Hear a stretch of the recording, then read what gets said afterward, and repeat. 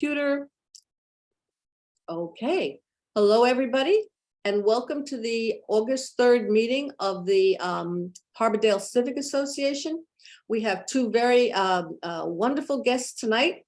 The first guest will be Monica Elliott, who is the president of the League of Women Voters of Broward County, among many other things. And she will be talking to us about the election in a nonpartisan fashion, giving us information about the elections and not telling us any information relative to who to vote for or who the candidates are. So, and our second guest is Ben Rogers, who is the Director of Transportation and Mobility for the City of Fort Lauderdale. And he will be talking to us about a proposal for the more permanent traffic channelization issues on Southeast 9th and 20th Street. Oh, and there's Steve Weber. All right, so without any further ado, I'm going to turn the meeting over to Monica Elliott from the League of Women Voters. Monica, you're on. No. Thank you. No. I am going to be sharing my screen.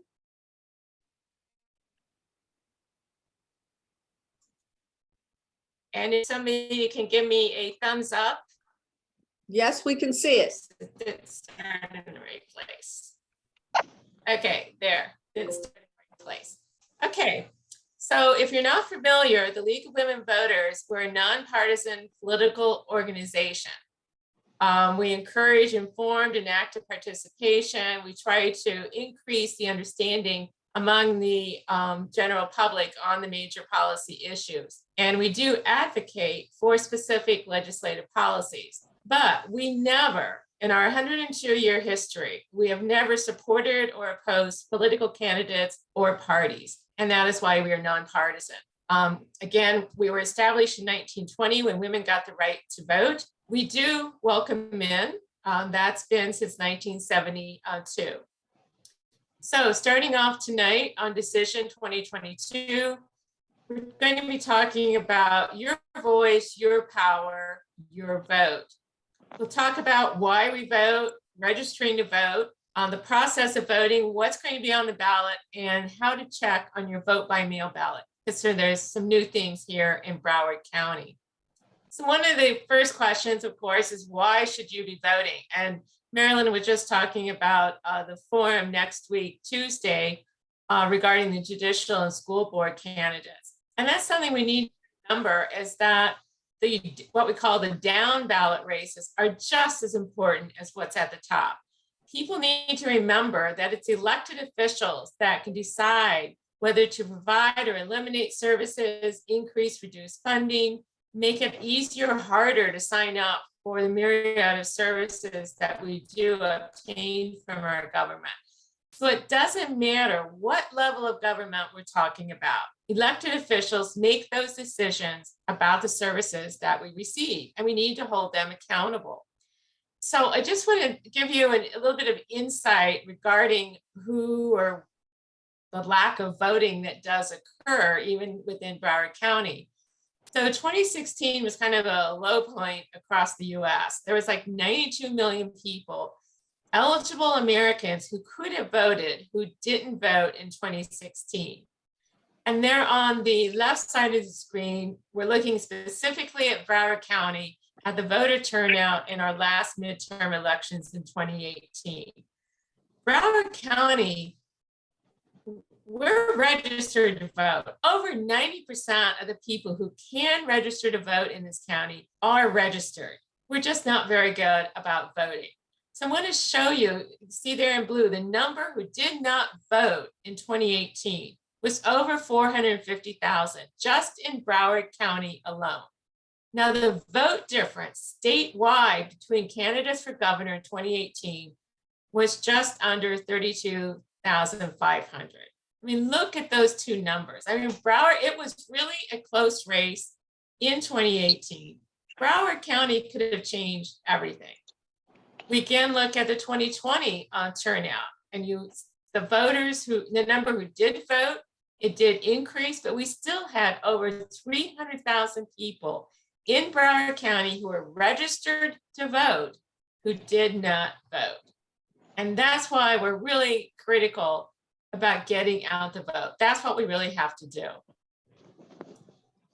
So registering to vote, it's too late to register to vote or change your party affiliation for the August 23rd election, because you have to do it at least 29 days in advance. So I'm hoping everybody has registered. If you are not registered and you want to vote in November, that's something that you need to think about doing now.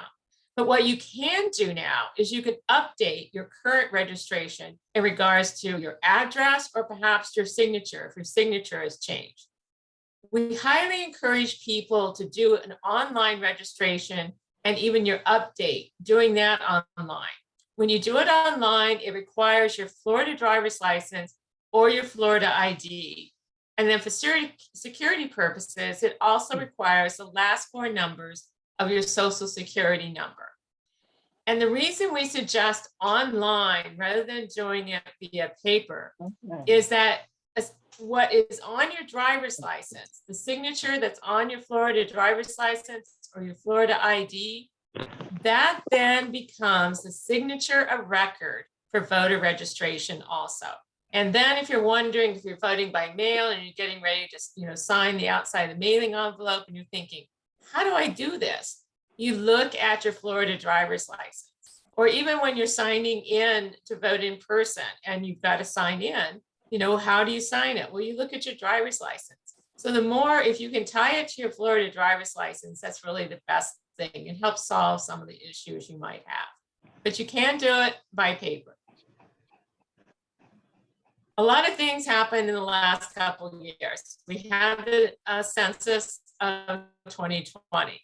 That meant we went through reapportionment and redistricting.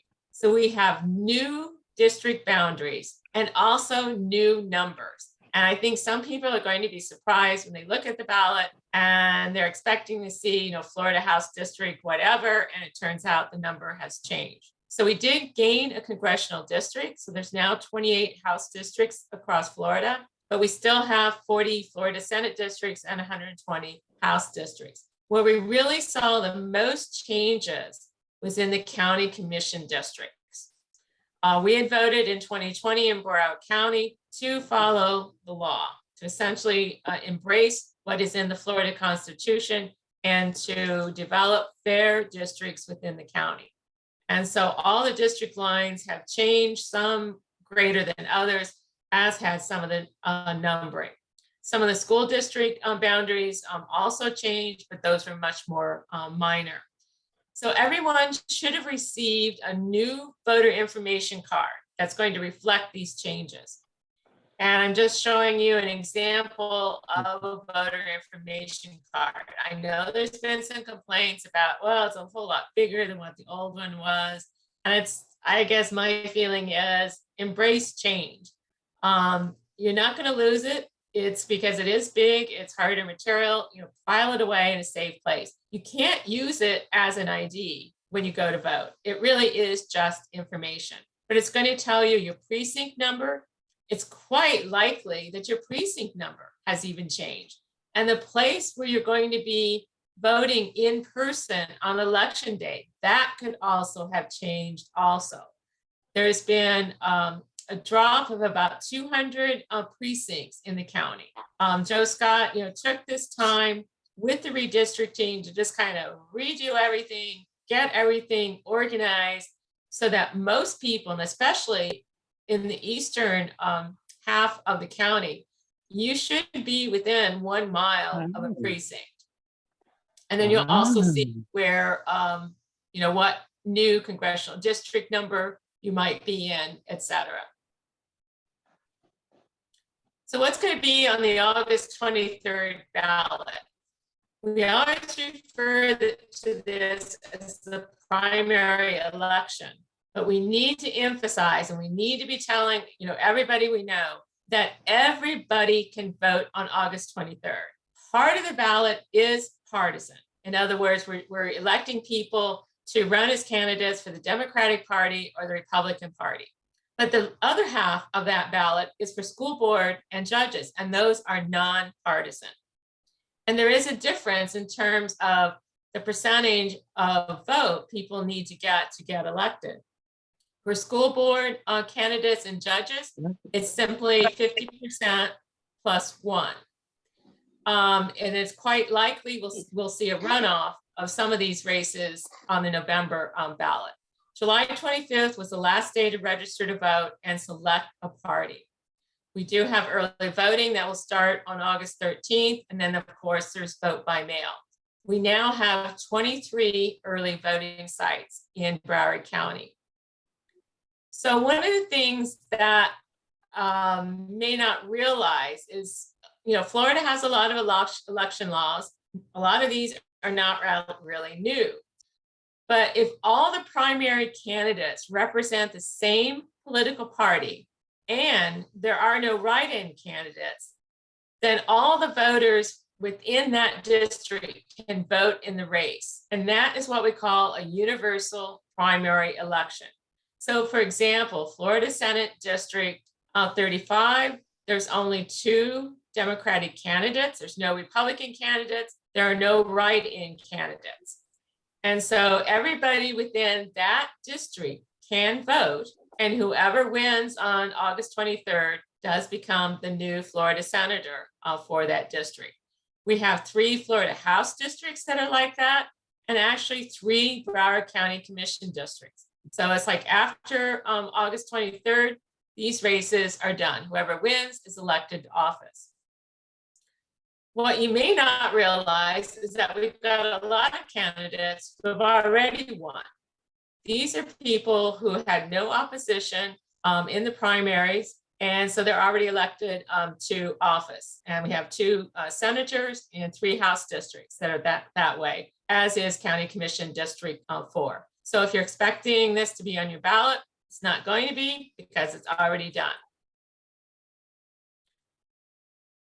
On the August 23rd ballot, we will see judges. We actually vote for judges on August 23rd and then again on November 8th. On August 23rd, we are voting for the circuit court judges and the county court judges. And this just gives you some information about the difference between circuit and county court. They're competing in nonpartisan elections. There's 2 county court races and there's 4 circuit court races.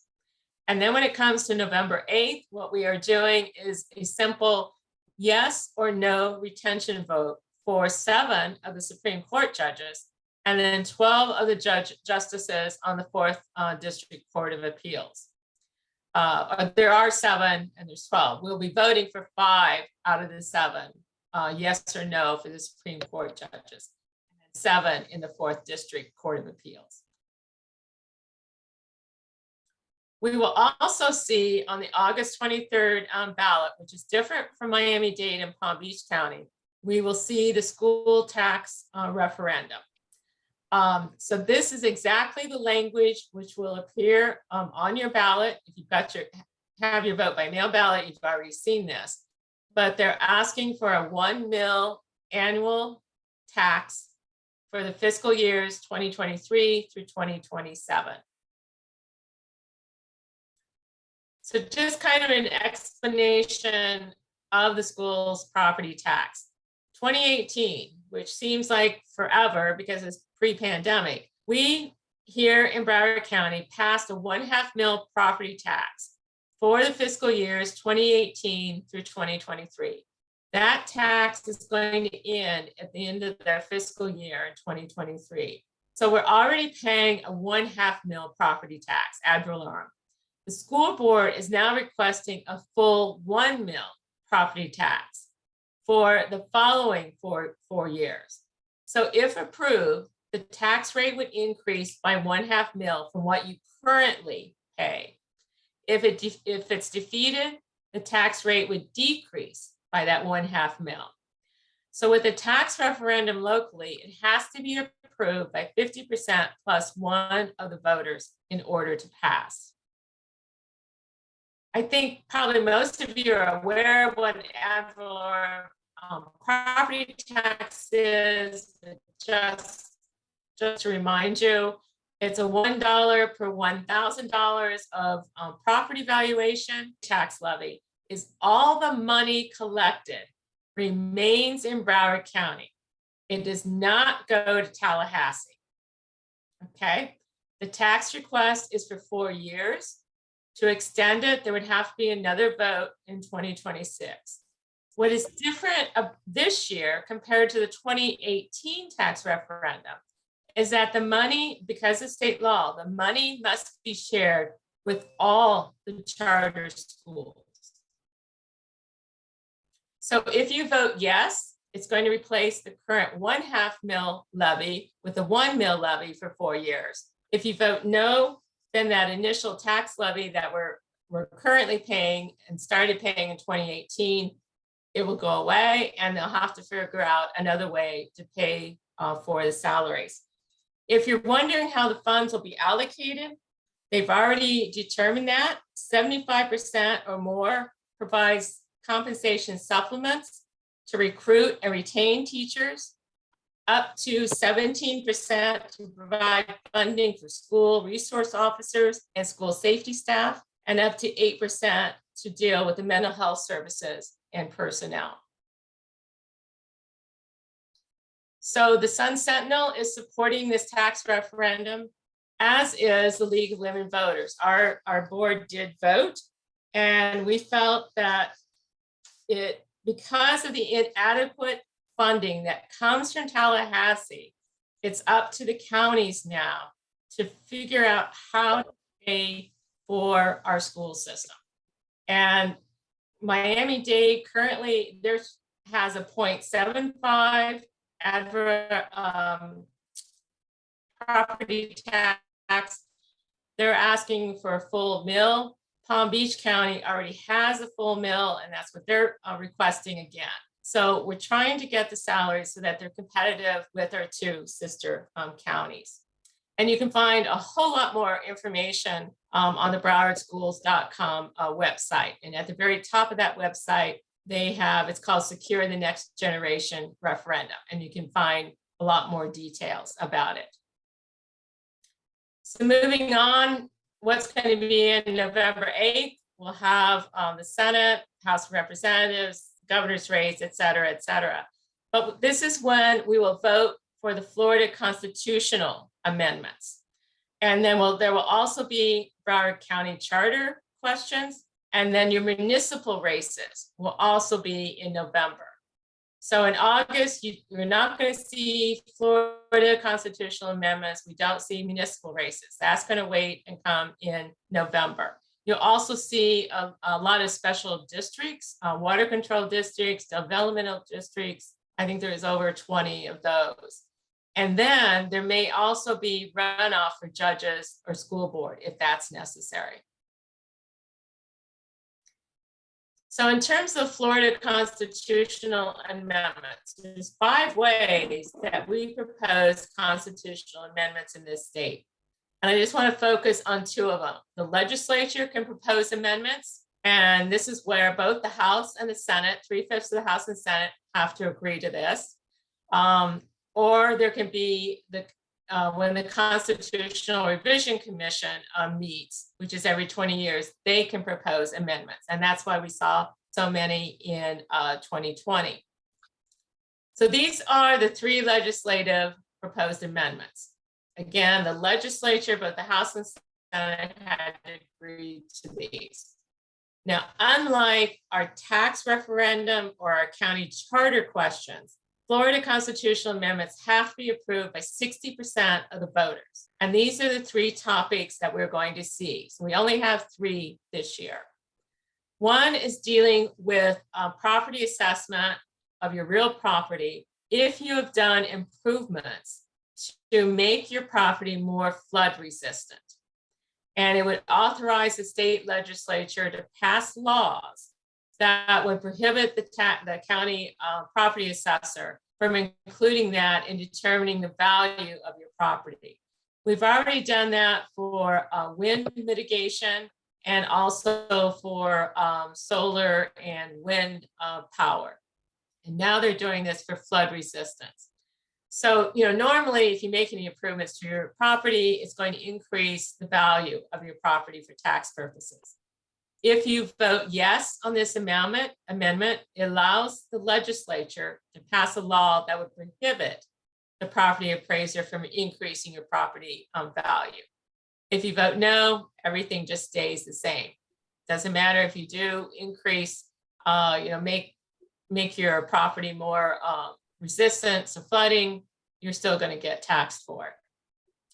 The second amendment would abolish the Constitutional Revision Commission. Again, it's one of the 5 methods of proposing amendments to the Florida Constitution. But what they are suggesting is that if you vote yes, it's going to eliminate this method of review. If you vote no, it's going to keep the Constitution Revision Commission, and the next commission would be called in 2038. The third amendment you're going to see on the property is also dealing with property taxes.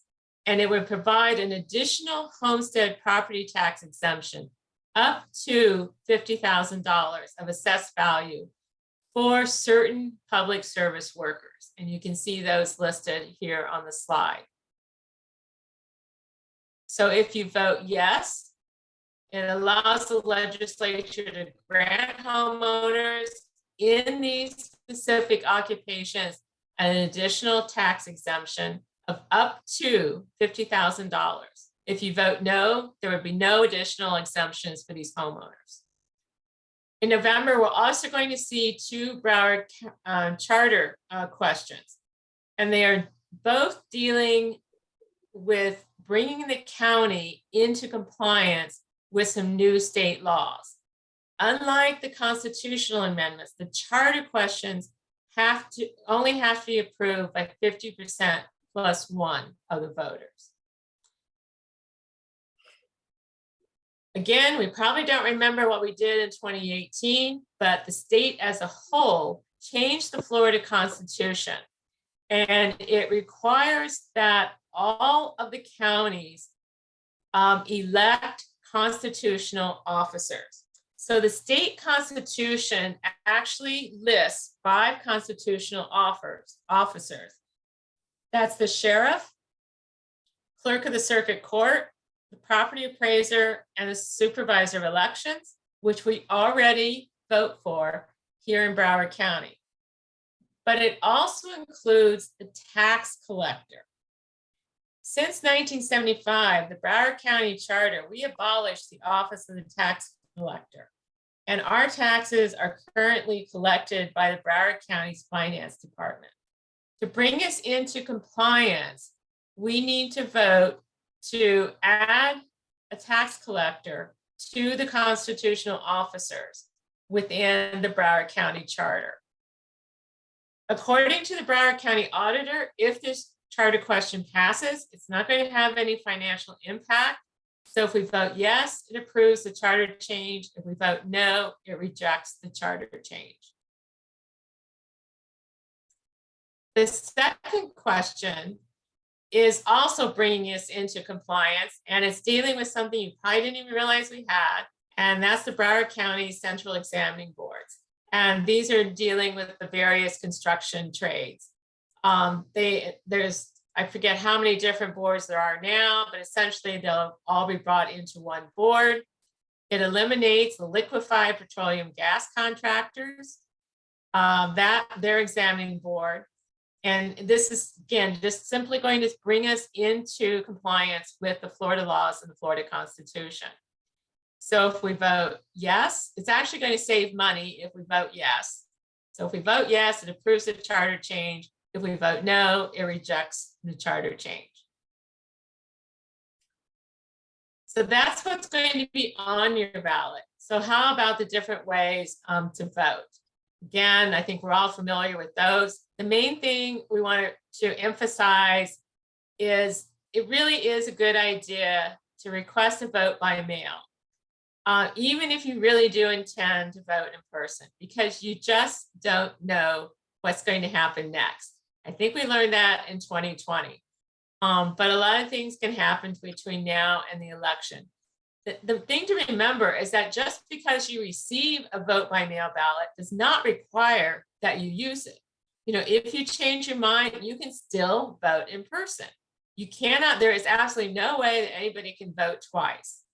And that's one reason why people think, well, they get a vote by mail ballot and they want to vote in person, well, then they won't be able to. And that's not true. So it's really just having it just in case something happens. One thing we always emphasize is that if you're requesting a vote by mail ballot, make sure your residential address and your mailing addresses are up to date. And these can be different. We have a lot of people living in Broward County who this time of year may actually be up north. And so that would actually be their mailing address. They have to have the residential address correct, but they also have to have their mailing address up to date. And that's because a vote by mail ballot cannot be forwarded. So the over 300,000 vote by mail ballots that have gone out over the last couple of weeks, if they get to an address and that person no longer lives there, it is not going to get forwarded to them, to their new address. It is going to go back to the supervisor of elections office. The last date that you can request a ballot be mailed to you is August 13th for the primary. And then it'll be October 29th for general election. After 5 p.m. on August 13th, the supervisor of elections will no longer mail out a vote by mail ballot to you because there simply just isn't enough time. After that period, you're going to have to go to an office and pick it up. You can do it online. You can go to the supervisor of elections office in person. You can do it via writing. The thing that did change this year is that you have to provide a Florida driver's license or a Florida ID or the last 4 digits of your social security number in order to get that vote by mail ballot. That was something that we did not have to do before. Ballot tracks. Hopefully some of you have signed up for the ballot tracks. And again, you would just go to the supervisor of elections website, browardvotes.gov. And it's on the left column and you scroll down and you will find it's in big letters, ballot tracks. And before, if you wanted to track your ballot, you had to log into the system and go through the cases to find out what was going on with your ballot. This is more proactive so that it will automatically receive a notification when your ballot is printed, when it gets mailed to you, when it's received back at the supervisor of elections office, and when it's counted by the supervisor of elections office. And so for those of you, I know a few people, they've already voted. They already know that their ballot was received and been counted in the office. And you can get those via email, a text, or a phone call, and you can get it in any language of your choice because the whole system is automated. It's really a nice system. They worked out a lot of the kinks during the special elections we had earlier this year. So the number one reason why vote by mail ballots might not get counted by the supervisor of election is because people forget to sign the outside of the mailing envelope. We all hear about mismatched signatures. Well, it's really no signature at all. That's the biggest issue. You have to sign the outside of that envelope. It's always good to also, there is a box there that asks for your email, home phone number, and your cell phone number. And it's good to fill that out also, because if there is a problem, they can contact you quickly so that you can fix the problem. Because you've got a limited amount of time to get the problem fixed, especially as we get closer to election day. But again, the most common reason these ballots don't get counted is because there's no signature on the outside of the mailing envelope. The other problem that ends up with a mismatched signature is because you sign somebody else's envelope, okay? So if there's 2 ballots coming to your home, say yours and your significant others, if you mix up those envelopes and sign your spouse's it's wrong, it's going to be wrong. Look at the outside of the mailing envelope. On one side, you're going to see the supervisor of elections address. On the opposite side, you're going to see a barcode. And next to that barcode in tiny print, I will admit it's tiny print, you will see your name. So make sure you're signing the correct envelope, because that's often what happens for a mismatched signature. It's just simply that you've signed the wrong envelope. Again, be sure that you're either mailing it early. We suggest in Broward County, because of some of the mailing issues we have, if you haven't mailed your ballot by the beginning of early voting, then you should probably take your ballot to an early voting location, one of the drop boxes. They've got a fancy new name for it now, but we're just still calling it drop box, because the ballot has to be received, not postmarked. It has to be received by the supervisor of elections by 7 p.m. on election day. Again, we've got 23 early voting sites. For the primary election, they're going to be open 10 a.m. to 7 p.m. When it comes to the general election, it will be open 7 a.m. to 7 p.m. And there will also be more days. And then I've included here the supervisor of elections, the main office downtown Fort Lauderdale, close to you guys, and the one in Lauderhill. And if you're looking for where all these drop boxes are at, again, browardvotes.gov has literally everything you need to know. A lot of the early voting sites have changed also. Well, now I say maybe about a third of them. Like the Coral Ridge Mall is no longer an early voting site, but ArtServe is. But again, you just go to browardvotes.gov, click on early voting, and you'll find all the sites. Main thing here is just knowing you've got to have a picture ID with a signature to vote. If you don't have a picture ID with the signature, then you need to supply a second form of identification with the signature, like a credit card, for example. Main thing on election day is you have to vote at your precinct, at the polling location. You're still going to have an ID. One of the problems that we run into on election day is people think they can take their vote by mail ballot and they'll be able to drop it off, that there's going to be a drop box at every precinct. That's not the case. Vote by mail ballots cannot be accepted at a precinct. You can use it as a cheat sheet, to vote in person. The poll worker will, mark it so that it's invalidated. Again, it's impossible to vote twice. But if you think that you're going to vote in person and then bring maybe family members vote by mail ballots to the precinct, that's not going to work. Important dates, we've really kind of gone through these. Again, August 13th is when we'll start early voting here in Broward County. It's earlier in some of the other counties, but this is when it starts here in Broward. One thing I want to point out is the League of Women Voters has a site called vote411.org. And what you do is you input your address to get started, and what will be on your ballot will show up, all the candidates.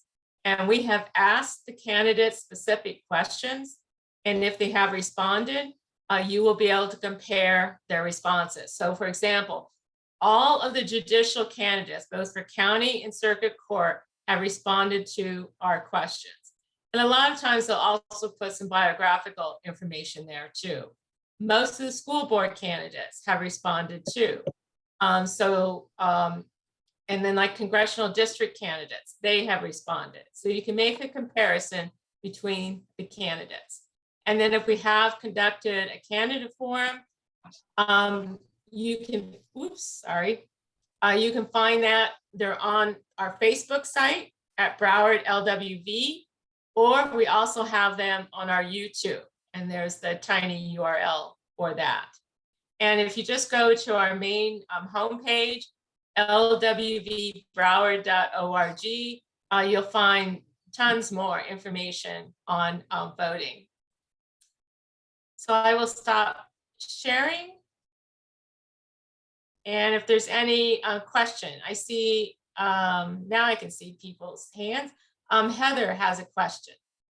Okay, Heather will now be unmuted. Heather, are you okay? Yeah, hi, how are you doing? Good.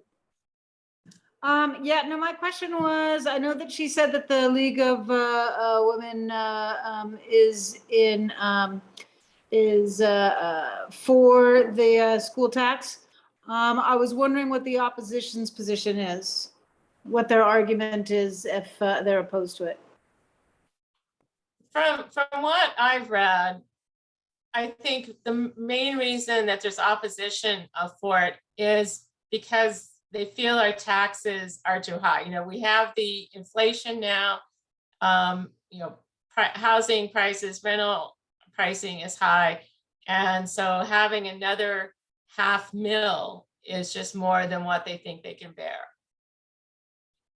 It doesn't really seem to be so much that the school board isn't using the money, you know, efficiently as much as it's just one more tax that could be, you know, what breaks the camel's back, so to speak.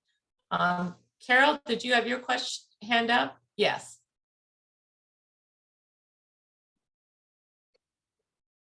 You just need to unmute yourself. Yeah. There you go. Okay, my question is, what is the money from the Florida lottery going to in regard to teachers / schools? Oh, I do not know the answer to that question in terms of the lottery. I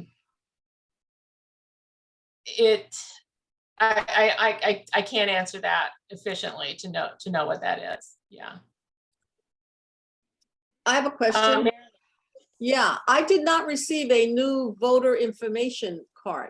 That seems to me to be a real problem. Who do I call to find out where my card is? Call the supervisor of elections office. Okay, So just go to browardvotes.gov and the phone number, you'll see the phone number there. I usually have it in front of me, but I don't. I'll do that. Thank you very much. Yep, I don't see it right now. So, ladies and gentlemen, are there other questions for our guest, Monica Elliott? Okay. Hearing none, I want to thank her very much for coming tonight. And we really appreciate it and all the work that you do. And thank you, and want you to have a good evening, and then we will continue with our meeting. Thank you Okay. again. Thank you very much. Thank Bye-bye. you. Bye-bye. Bye-bye. Okay, well, that brings us to our second guest, and that would be Ben Rogers, the Director of Transportation and Mobility. Ben is going to talk to us about some of the work that's been going on over on South Miami Road, or the southern portion of the district of the Civic Association, with Ray and Heather, who've been working with him on some permanent changes to the traffic pattern around Southeast 17th, Southeast 19th, and Southeast 20th. So Ben, I'm going to make you a co-host, okay? So if you have anything to share, where's Ben? What happened to Ben? Ben, more. Make a co-host. There you go. You're a co-host, Ben. Perfect. Thank you. And good evening, everyone. I'm going to throw a curveball at you, Marilyn. I'm going to give a quick blurb on something that my department's ready to launch. And then I'm going to turn over to Kristen Thompson, who's our program manager, who's in charge of this effort down on Miami and 19th, to give you kind of an overview. And I think she has some pictures to share and talk through. So I'm gonna just again give a shout out or a product information. So in July, the City Commission approved some funds to go to a micro mover project. And you might have already seen these little electric golf carts in the downtown area. There's a couple of them that Brightline has utilized, but the city's invested in a partnership with a company called Circuit, and they're going to be launching about 9 of these electric golf carts in the downtown area. And these golf carts in the downtown area are free to use. They can connect you anywhere in that yellow shaded area. All you've got to do is download the Circuit app. And so if you're downtown and you're on Las Olas and you want to go to the Performing Arts, or if you want to go to Parker Playhouse, or you want to go to Holiday Park, anywhere in that shaded area or out to the beach, completely free. All you got to do is download the app and call it. If you've used Uber or Lyft, it's very similar service on the app. But again, free service, and we're trying to mitigate the number of short-term trips in the downtown area and use this electric service. The other thing that we're doing is out on the beach. If you know the new Oceanside Park and the parking garage, we had a tram that connected the two. The tram was not utilized very heavily. We had a lot of operational challenges with it. And so we are suspending that service, and we're going to use these electric golf carts to run a fixed route that will connect all the major parking facilities on the Barrier Island. So there's one right in the center, right on Las Olas, one down at Beach Park by Bahia Mar, and then one up at the north end of the lot up by the Paramount. And so that will run in a fixed service, fixed loop, and again, free to use. And you'll start seeing a lot of this stuff come out towards the end of August. So if you see anything that looks like this, again, free to use, and we encourage it to try to mitigate some of our congestion issues that we have in the urban core.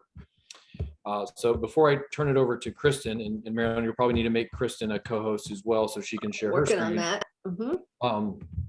A little background on this initiative. So if those are familiar of the Basque Apartments and that project that went in on 19th and 20th, there's a lot of cut through traffic from Miami over to the shopping plazas. And so there's been a lot of concerns about the traffic flow and people going the wrong way to try to mitigate having to go down to 17th and across. And so we didn't have anything in the work plan, but we put our heads together and we scrounged up about $15,000 of unspent money that expires at the end of this fiscal year. And when I say expires, I'm talking about a number of days, if not weeks, that we have to allocate and spend or draw down before the end of this year. So we're in a little bit of a race against time to be able to make sure we can utilize those funds. If we can't make that deadline, then I'm gonna have to do some pretty heavy politicking, but a lot of times the money just goes back into a fund balance, and then we'll have to look at future funding to get that reallocated. So again, we're trying to get some short-term wins. When we looked at what we could do with 15,000, we really focused on 19th because 19th has the more issues, and we could think we can address those with that 15,000. So with that, Kristen, I'll turn it over to you. Thank you, Ben. Hello, everyone. How are you? Cool. Let me see if I'm able to share my screen now. You should be your co-host. Perfect. All righty. So I'm just going to run through really quickly what we did in our shop. We conducted a site visit for both locations. And like Ben was saying, we focused primarily on Southeast 19th Street. And so the layout details, I guess I'm going to jump so you can see the visual, guys, and then I can kind of go through what the actual scope of the work would be. So right now what we're proposing is to extend the median at 19th and also install permanent bollards that would be similar to the photo that you see here. And what that would do, they would be behind the curb. So if someone really wanted to try to get past those delineators, they would be quite in for a surprise at this point. They wouldn't be able to mow them down similar to what is happening now. But the curb should give them that initial warning. And so what we are proposing is that we paint the yellow curb as the extension around the median goes out to force that traffic to continue to turn left, install the bollards, and then fill that additional extension with sod. And then at that point, like I said, it would force that behavior to stay on the path that it should and deter folks from heading out onto Miami Road from 19th. So this is what we're proposing. So at this point, the estimate that we did internally was about $11,500. We, like Ben said, identified $15,000. And so the bid currently for this is open. We are out to bid soliciting contractors to see if we can get a formal estimate and someone on board to construct this. The bid closes this Friday. Right now we have questions out, but we don't have anyone we won't know what we get until Friday when it opens at 2 p.m. But like I said, I'm going to hop back just so folks can see if they wanted to, spend some time on this. When you're coming west on 19th Street, you're going to be making that left turn. And what's been happening, as you all, are aware, is that people have just been disregarding what is currently this bullnose here are delineators, soft delineators, and they've just been getting damaged and mowed down by people taking advantage of that area and making it a shortcut. So that's what we are currently proposing and what we are trying to encumber funds so we can get that funding secured, so that could be done hopefully before the end of the year. And Marilyn, just a couple comments before you take questions. I want to just note a couple of things. On the right-hand side, the bollards with the sod, that is an installation we did in a different part of town, but it's not the same application you're going to see here. So on the picture on the right, there's no curbing. It's kind of just up against the asphalt. And the proposal for 19th, there'll be a concrete curbing that will go around it with sod on the interior. And the dimensions of that triangle of yellow with green is much more pulled out and exaggerated compared to what the current turning movement is now. So it's hard to see on this aerial or this kind of sketch, but it's not just taking what's there and putting in concrete there. It's reconfiguring the dimensions and pulling it out farther, so it's harder to make those illegal turning movements. Okay, I got that. And yes, I would like to ask, I don't know if Ray is still with us, but I know Yes, Heather. I'm here. Ray, okay, I would like to ask Heather and Ray to speak to this as they've been the most involved. What are you thinking, Ray? Well, it's absolutely needed. And I like the idea. I'm all for it. I want to, hopefully this does it. Okay, Heather, you got any comments on this? Yeah, no, certainly. I mean, hopefully this, I'm with Ray. Hopefully this will deter it, because I mean, up until now, it's just a complete joke. I mean, I would say maybe 50% of the vehicles go the right, follow the traffic around the Basque. I mean, alternatively, I don't know if the city or anyone considered just opening the streets up and making both 19th and 20th both two-way roads, since they are clearly wide enough, which has been part of what's fed all of this illegal maneuvers. Mm-hmm. Okay, well, I think it's worth speaking to a little bit to history, and that when this project was approved or supported by the Civic Association, it was approved with these traffic modifications because we were very concerned at that time, and this is going back, maybe 6 years, that the congestion on Miami Road was unacceptable, and that this new development would be adding to that congestion. So we wanted to avoid people from the new development driving out into Miami Road and further congesting it. I think your point is well taken, Heather, in that when the bypass road is actually completed, we might want to reconsider this, because the bypass road will take, we hope, a lot of pressure off Miami Road and 17th Street. But for the time being, this is really a codification, or not a codification, but a physical manifestation of the proposal as it was approved 6 or 7 years ago. At the time, we approved it with the temporary ballots. And as everyone can probably see from, if you drive through there, that the temporary ballots are not working, that people are just mowing them down. So by going for this permanent solution, we are actually effectuating the previous approval. So in that respect, I don't think that we actually need a vote of the association to approve this, because it is simply a physical manifestation of the original approval, only in a more permanent form.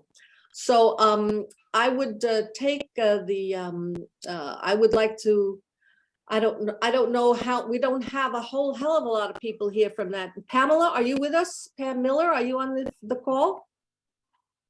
Pam? I don't see her. I'm here. I'm Pam, here. yes, okay. You're a representative of the area down there, and I think there's another one or two other people from Village East on the call. I want you to be aware of this. What do you think? What are you thinking?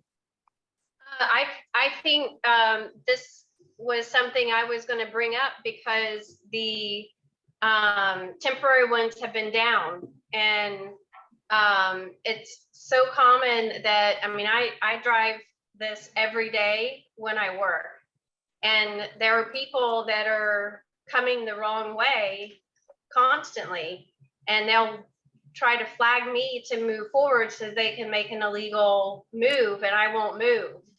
I'm like, you're barking up the wrong tree. Completely oppose, going the wrong way. And there's certainly other residents of Village East that do that as well. So Mhm. this, concrete barrier is much needed. Okay, all right, so Ben, I would say that I can't say that the Civic Association is in favor of this because we're not taking a vote on this, but I think you can gather from the comments at the meeting tonight that you would have our support going forward with this. And if you need that, just let me know and I will forward that to the powers that be. Marilyn? Yes, ma'am. Heather, yes, Yeah. what? Right, just one other thing I wanted to mention. I had sent a follow-up email on this. The opposite corner, that corner at 20th and the alleyway. I walk around there as well, and I'm sure all of the basket, anyone who walks around there, that's an extremely dangerous corner for a pedestrian because of the sidewalk from the Basque Apartments just like walks you straight into the street. And and with all of the trees and foliage there, you can't see a car coming, and a car who's probably traveling, 20, 30 miles an hour down that alleyway can't see a pedestrian until they're literally right on top of them. I don't know if that, I mean, it's probably not the city. It's probably, maybe the city would advise Basque to do some kind of clear the site path on that corner. Do you guys know what I'm talking about? Yeah. No, what I can do, Heather, is I can, and I've already reached out to our code compliance division, but I'll follow up with them again. We can send a code compliance officer out. What they'll do is they'll identify if the impediment is in the right of way. If it is, our Parks and Recreation team will come out and do trimming and get everything cut back. And if it's in private property, then they'll notify the property owner that they're an infraction and give them a warning and give them a cure period, and then they'll come back out. And if it's not cured, then they might receive a citation. So I can initiate that process. Thank you, Heather, Ben. you're talking about when you make the left onto 20th, correct? Yeah, But when you're heading south on the alley to make the left on 20th. Yeah, I know that's exactly what you're very talking about. sketchy. And I totally slow down because of people walking their dogs and everything, but not everybody's gonna do that. Exactly. It's an accident waiting to happen, I suspect. Yes. Okay. And Yeah, Ben, we there's a- really appreciate your taking the initiative on this and to find a way to deal with this, because that happens a lot in many places in the neighborhood where we have situations where foliage just gets overgrown and somebody needs to go in and inform the people that, you got to cut it back because you're blocking the street. So we really appreciate your proactive efforts in this regard. Scott, you had a question? Yes. Ben, I don't know if you're aware, we have similar bollards up at the north end of the Civic Association too. And they got painted Harbordale blue. And if we want to be consistent, Maryland, maybe we could have Ben take a look at those bollards at 10th Avenue and 12th Street and paint them the same color and just to pull us all together, number one. And number two, we have a bump out also at Davie Boulevard and 9th Avenue that we actually did some plantings in. So I don't know if grass is the appropriate plant for in here and the city has to take care of that, or if we can come up with a sable palm and some beach sunflower or something like that to sort of bring the neighborhood together and make it consistent with our other bump out. That's an excellent idea, Scott. And anybody who knows the situation on Southeast 10th Avenue knows that that sable palm is singularly responsible for reducing 90% of the wrong way traffic. Because Yeah, I've seen people drive up to that sable palm, get out of their car, look at the sable palm, look at the street and say, what is this sable palm doing in the middle of the street? Maybe I should not be here. So Right. yes, we will discuss that with Ben after we get the actual ground with some grass in it. We can always go back and Sure. use our tremendous program to increase the green and the greenery and the tree canopy. And Great if great idea. If Ben has an extra bollard, we could use that in front of the sable palm. We have a diamond there now, which has helped, but that poor sable palm's been struck 3 times by cars, trying to get through or around the place where we really don't have bollards, but there is a curb there. So, Yeah. So A couple of bollards. Maybe we'll go for another bollard or 2. All right. Ben, do you have what you need from us to proceed?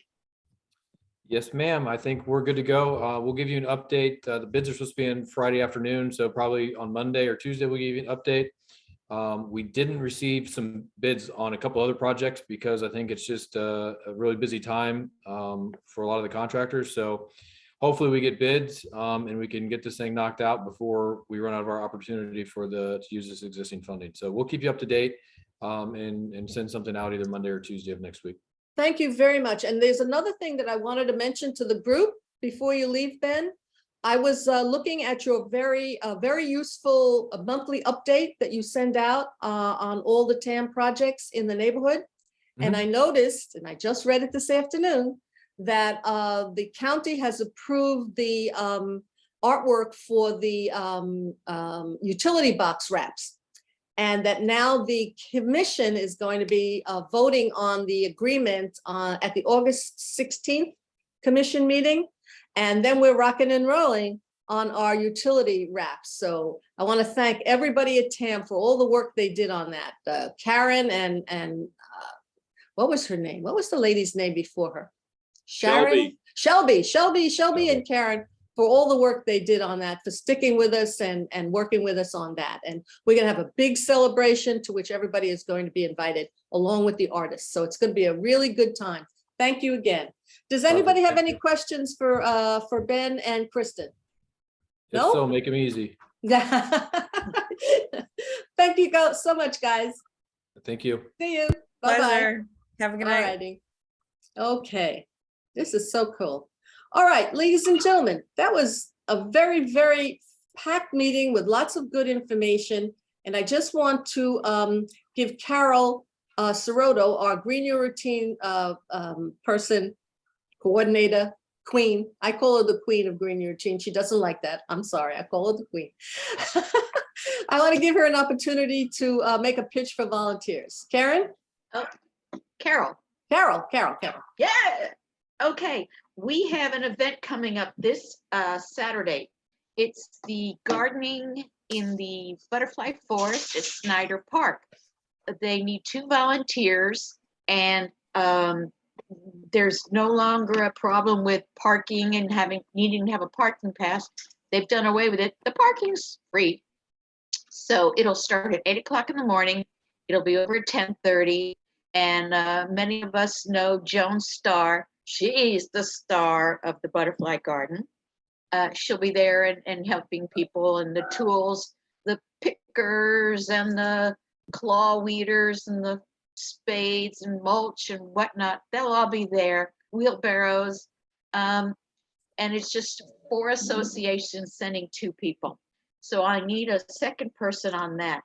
But bigger than that, we have another event coming up, and in the future, I'll make sure that our quarterly cleanup is not in the heat of August. I'll schedule that for maybe June or July, but our quarterly cleanup, my dog is bothering me here. Our quarterly cleanup, I would like to put this on for Saturday the 13th of August. And I'm thinking of doing something a little different.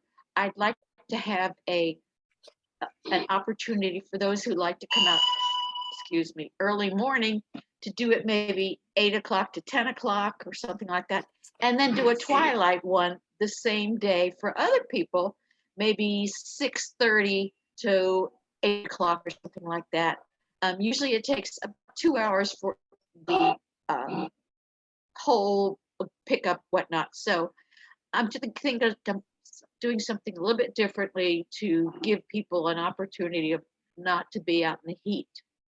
And as usual, we'll meet at the Harbordale Elementary School at their circular drive. The pickers and the gloves and the vest will be there.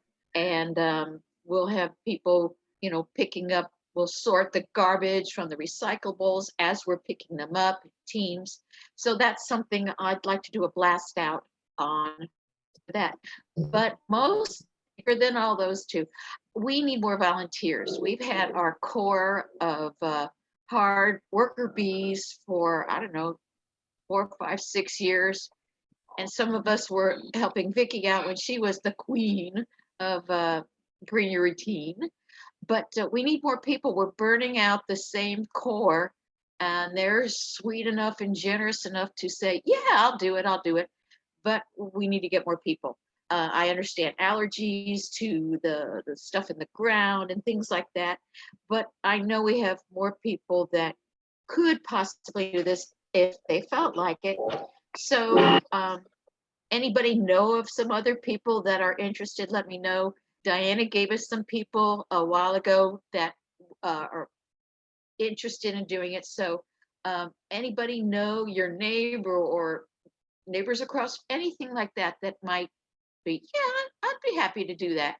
And that way we can grow our core and not keep on using the same people over and over and over and over and over. So that's my spiel. Thank you, Carol. And you've got me, and you've got, I think you don't have the new lady, but anybody who can volunteer, Carol's email, just let her know, and I will send out an email blast before August 13th to see if we can't scare up some other people. Okay. Yeah, good. All right. The last thing I want to talk about is candidate forums. The district, as Monica explained to you, none of the local municipal elections are going to happen until November 8th. There are no more primaries. I don't know if you're aware of it, but we changed the city charter to eliminate primaries for our district representatives and our mayor. There are no longer any primary elections. There's only one election, and it's in November. And it's the person with the most votes wins. Okay, so there are many people running for the 3 open commission seats, and those people will all be speaking at the September Council of Fort Lauderdale Civic Association meeting. They'll be having a candidate forum at City Hall. There are, from our perspective, 7 people running for the District 4 Commission that is being vacated by Ben Sorensen, who, as you know, is running for election in the US House. So there's 7 people. And I don't know that at a council forum where we're gonna have 3 districts, there's gonna be like maybe 20 people running.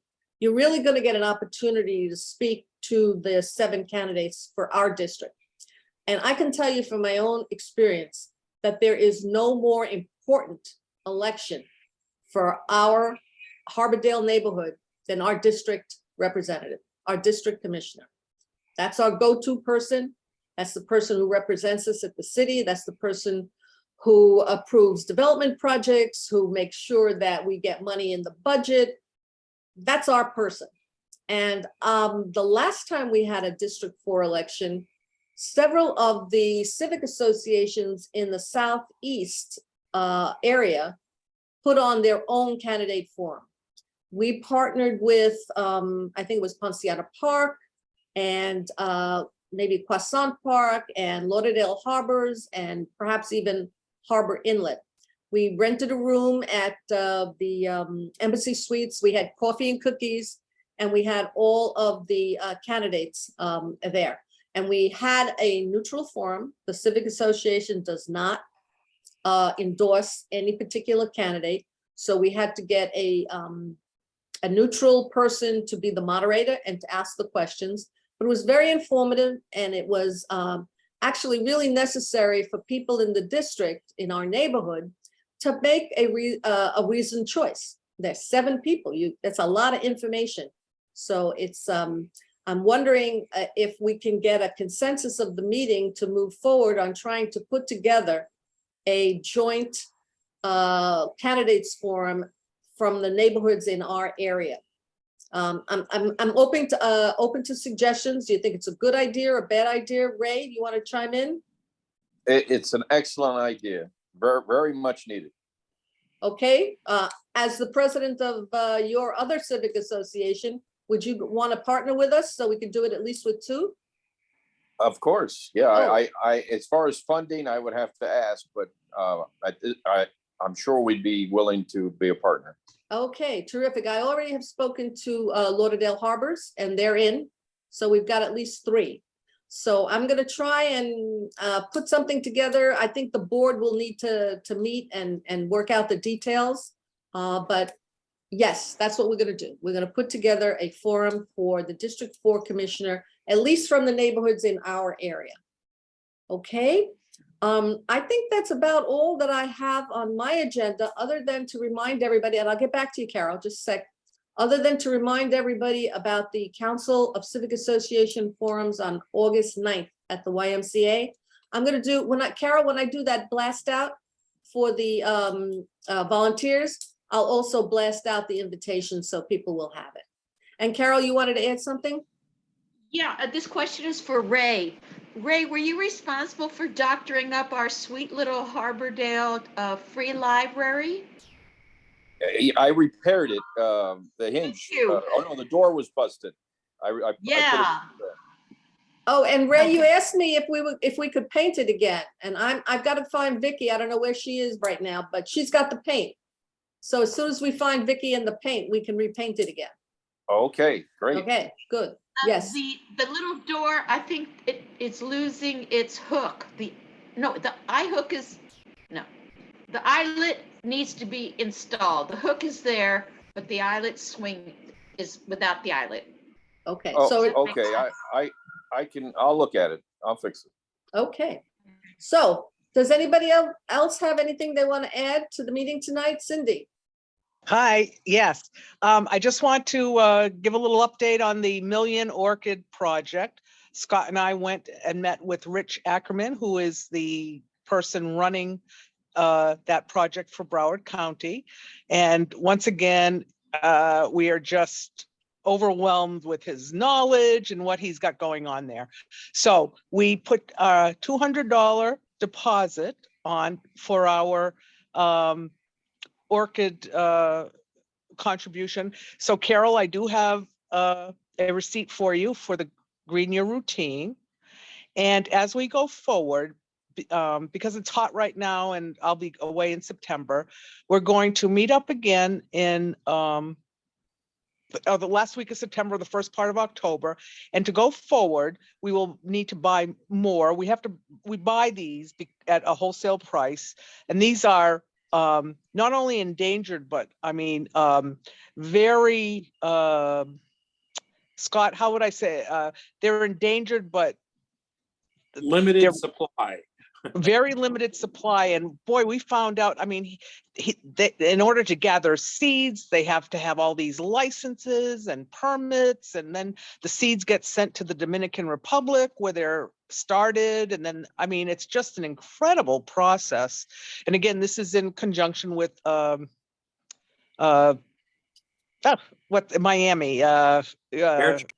Fairchild.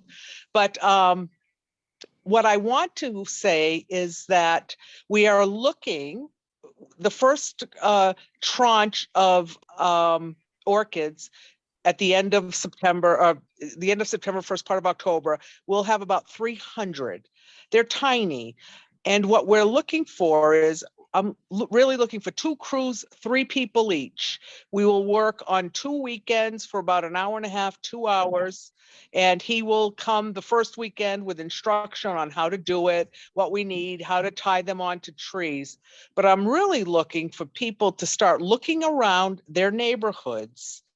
And what I was very surprised to find out is that he actually prefers that these go on private property because they'll be better taken care of unless somebody commits to, we'll put some along our 10th Avenue, of course, but we noticed in front of Diana's house, those young live oaks. He said the young live oaks are the best place to start what we'll be getting, which are the cheaper end of the of what he has, and that'd be a perfect spot.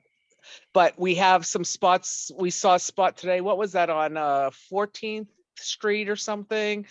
And then certainly along the cemetery, we have a few places in Cliff Lake. We have a small and a young, not a small, but a young 10-year-old live oak. And they don't have to just go on live oaks, but they fit into the crux there of the sable palms. So if anybody has trees or that they think they could use some of these orchids, please send in that information and be part of this, because it's just going to really beautify, not only beautify, but it's going to bring back what was here at one point when this was really, jungly.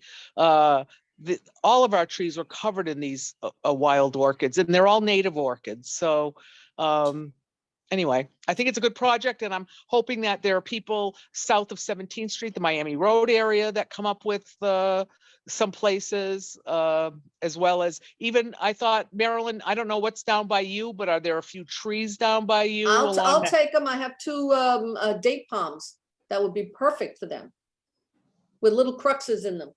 Yeah. Yeah. So again, in the next month, think about while you're walking around, that would be a good, place for some, and then we can work together and hopefully, and Carol, I don't see any reason why we can't get points for this. This is a great community project of sustainability, and so we can try for that too.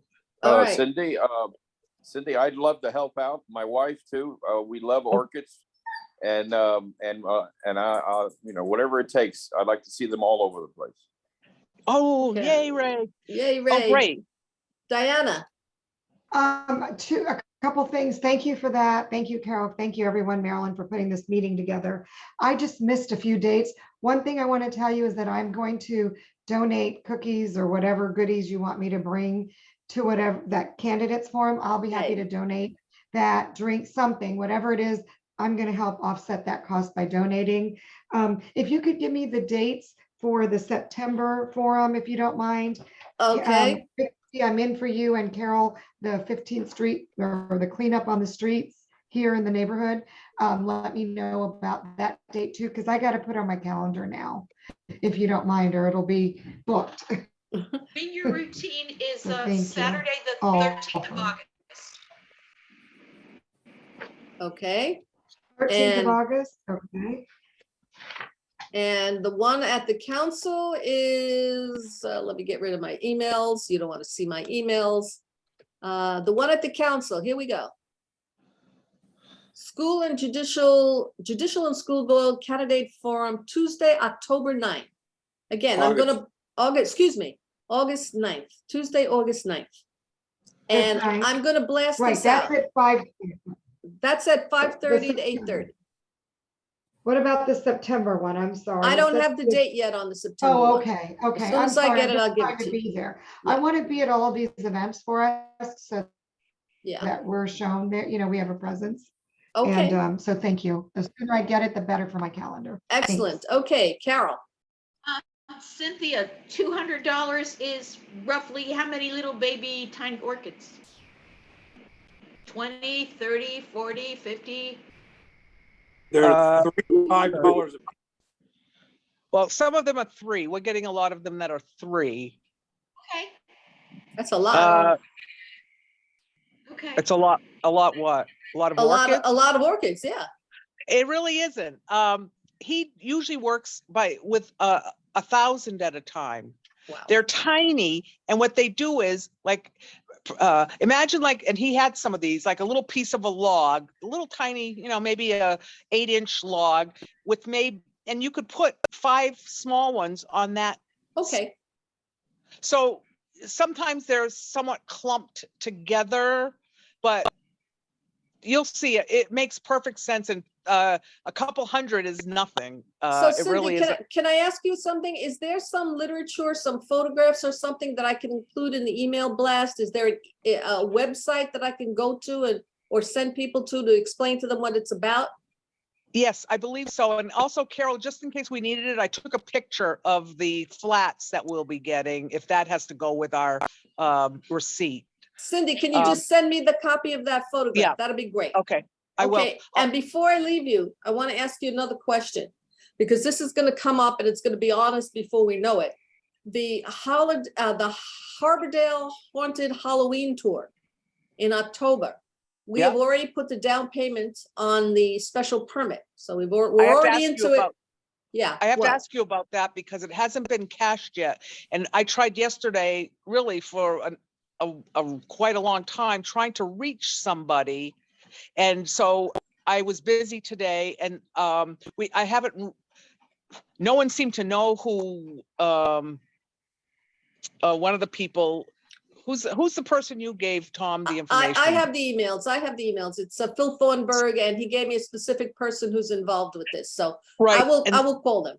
Okay, so that's good. I've contacted, anyway, I'm meeting with Patricia tomorrow. So we are going forward. What else? What did you want to ask me? I just wanted to ask you what the status was. And do we need Patricia to get the cemetery board to bless this? No, I'm going with Parks and Rec's blessing it. Okay, fine. As long as that's. All right, Marilyn? Yes, Ray. The budget on these orchids is $200. Is that, am I understanding right?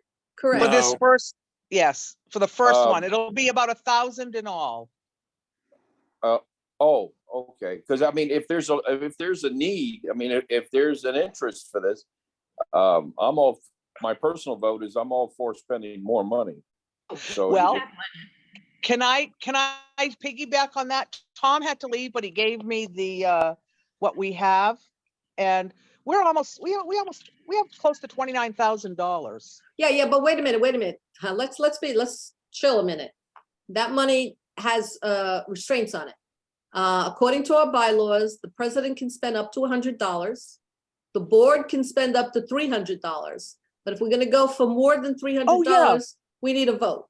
So yes, we should put it to the membership that once we get this first tranche of orchids in and we see how enthusiastic people are about it, if we're going to spend, more than $300 more, we have to go to the membership for a vote. Yes, I understand that. We understand. That's why All I'll right. send you all the information I can get put together and all. Excellent. And yeah, no, it's very impressive. And not that I'm competitive, but Rio Vista's in on this, and they had a spectacular outing with people. Everybody's excited, and so we'll out excite Rio Vista. That's what I'm waiting to hear. That's what we're gonna do. All right.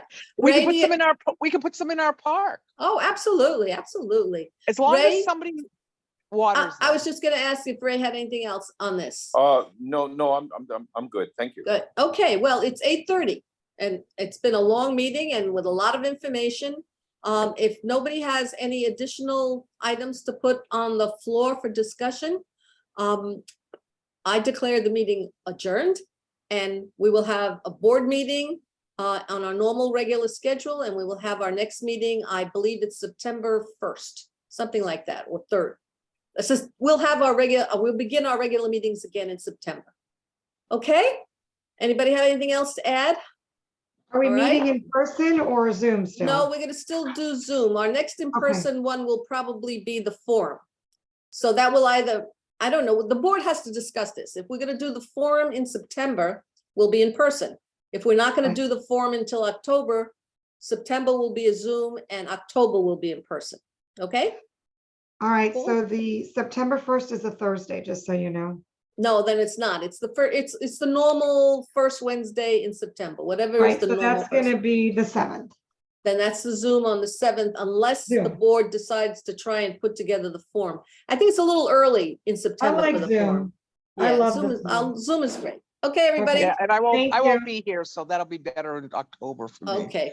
All right. Yeah. Thank you, everybody, for attending. Thank you. Keep in Bye, touch. thank you, Marilyn and everyone. Thank you. Bye-bye.